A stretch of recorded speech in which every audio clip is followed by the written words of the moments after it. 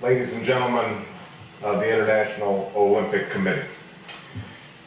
I come here today as a passionate supporter of the Olympic and Paralympic Games, as a strong believer in the movement they represent, and as a proud Chicagoan.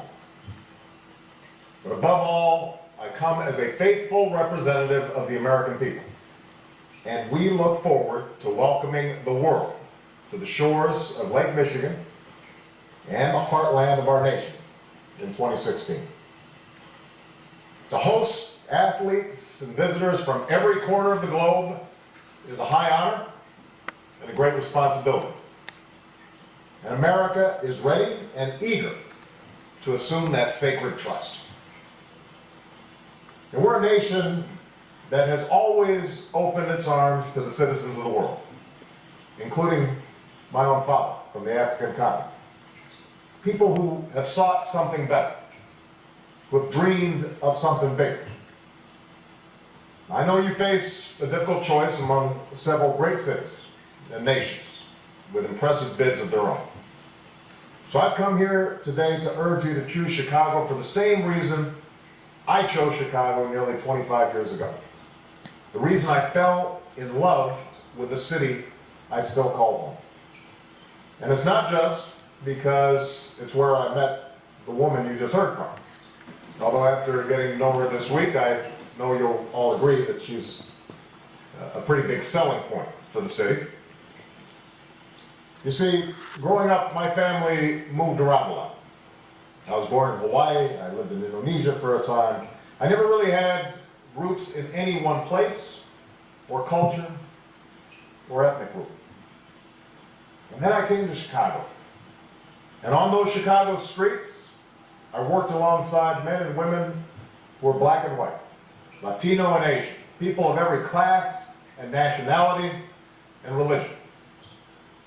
I came to discover that Chicago is that most American of American cities, but one where citizens from more than 130 nations inhabit a rich tapestry of distinctive neighborhoods.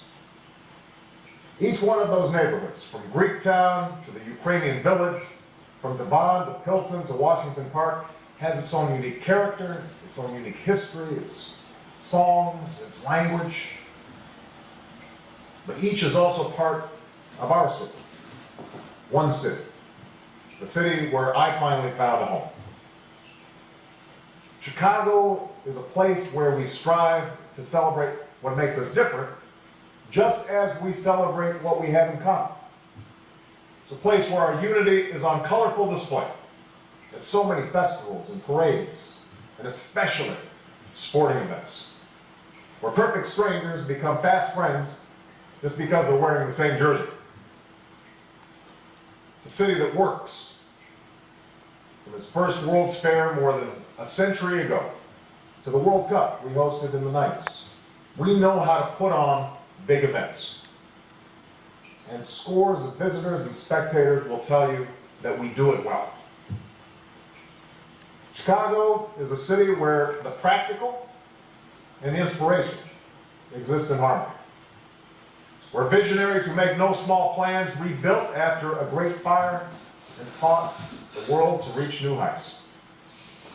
It's a bustling metropolis with the warmth of a small town, where the world already comes together every day to live and work and reach for a dream.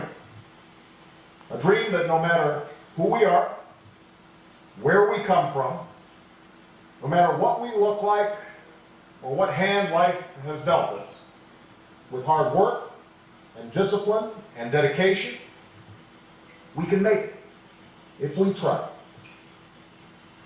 That's not just the American dream, that is the Olympic spirit. It's the essence of the Olympic spirit. And that's why we see so much of ourselves in these games. That's why we want them in Chicago. That's why we want them in America. Now, we stand at a moment in history when the fate of each nation is inextricably linked to the fate of all nations. time of common challenges that require common effort. And I ran for president because I believe deeply that at this defining moment, the United States of America has a responsibility to help in that effort, to forge new partnerships with the nations and the peoples of the world. And no one expects the Games to solve all our collective challenges. But what we do believe, what each and every one of you believe, and what all of the Chicago delegation believes, is that in a world where we've all too often witnessed the darker aspects of our humanity, peaceful competition between nations represents what's best about our humanity. It brings us together, if only for a few weeks, face to face. It helps us understand one another just a little bit better. It reminds us that no matter how or where we differ, we all seek our own measure of happiness and fulfillment and pride in what we do. That's a very powerful starting point for progress. You know, nearly 1 year ago, on a clear November night, people from every corner of the world gathered in the city of Chicago or in front of their televisions to watch the results of a U.S. presidential election. Their interest wasn't about me as an individual.